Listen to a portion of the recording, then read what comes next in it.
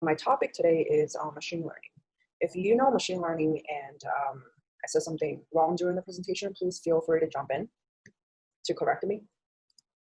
So what exactly is machine learning? According to Wikipedia, machine learning is the study of computer algorithms that improve automatically through experience.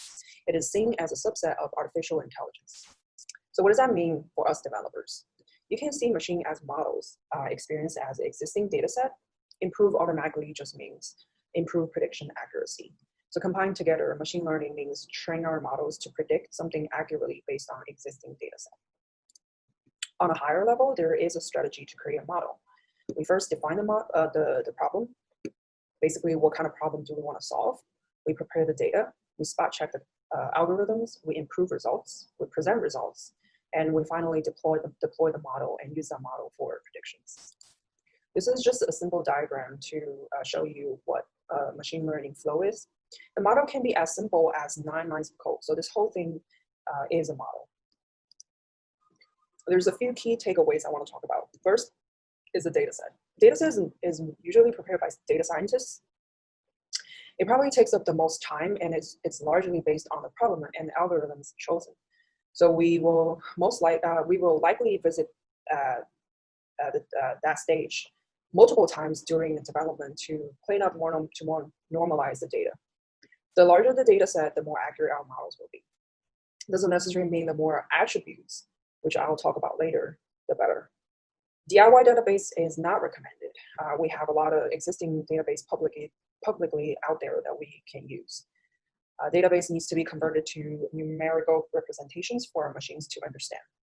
And we normally split the database into a 8:2 ratio, 80% for training and 20% for testing. The testing part, we just want to see how accurate our model's prediction is. And the most common format for a dataset is CSV file. Moving on to algorithms. DIY algorithms is also not recommended, but you can certainly try. There's a large number of existing algorithms out there that we can use. These are just a few common algorithms that we can import from learning libraries. You can compare different models with different algorithms to pick out the best model for final prediction. I'm not going to go into detail on this since I probably don't have enough time, but I can quickly go over the types of learning. We have supervised, unsupervised, and reinforcement deep learning. Supervised just means we label all the inputs and we label the output target. So the gender, age, salary in this example are input values, and purchased here is output target. And inside supervised, we have classification and regression.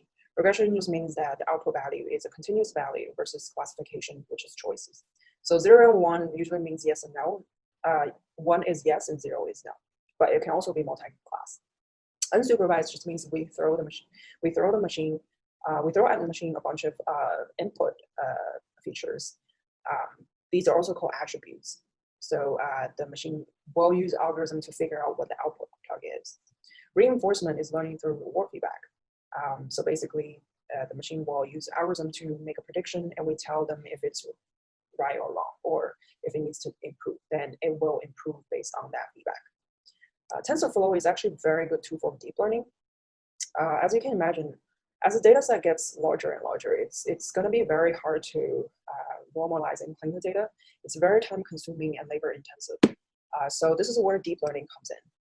It has networks capable of learning unsupervised from data that is unstructured or unlabeled. It's also known as deep neural learning or deep neural network. All right, what I did for this project, what kind of problem do I want to solve? So first, let me share my data set that I made, even though this is not recommended, but for the sake of learning, I just want to make my own data set. And this kind of information is pretty impossible to find on the internet. And this is an oversimplified example. So what I want to solve is I want to predict if a profile is a potential terrorist based on his phone activity with the quarter number on the day before the attack event. So as you can see in that pink labeled portion, this person has overactive interaction with the quarter number. So here, this is a classification example.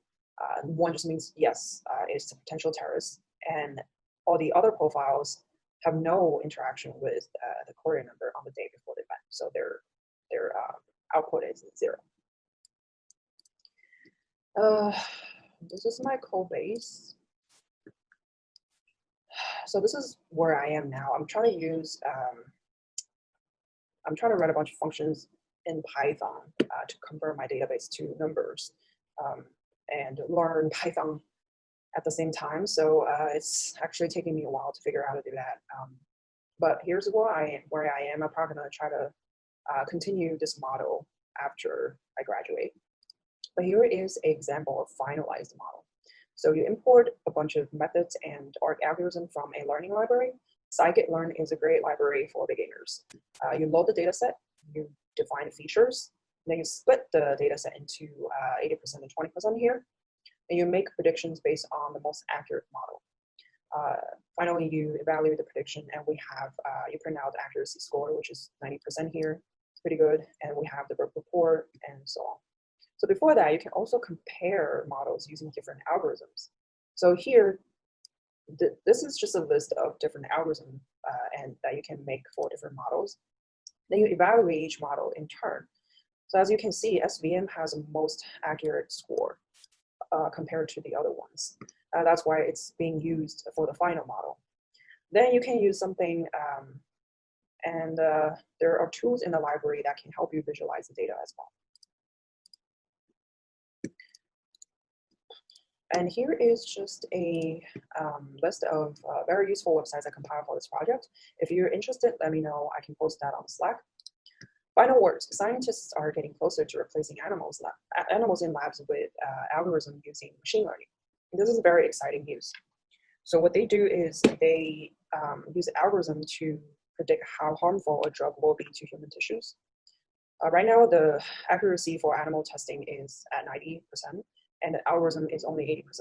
So the algorithm would have to largely exceed the accuracy from animal testing for us to actually use that. But I'm very excited about that and looking forward to see what's going to happen. If you have any questions, I probably cannot answer them. But thank you for listening, and this is my presentation.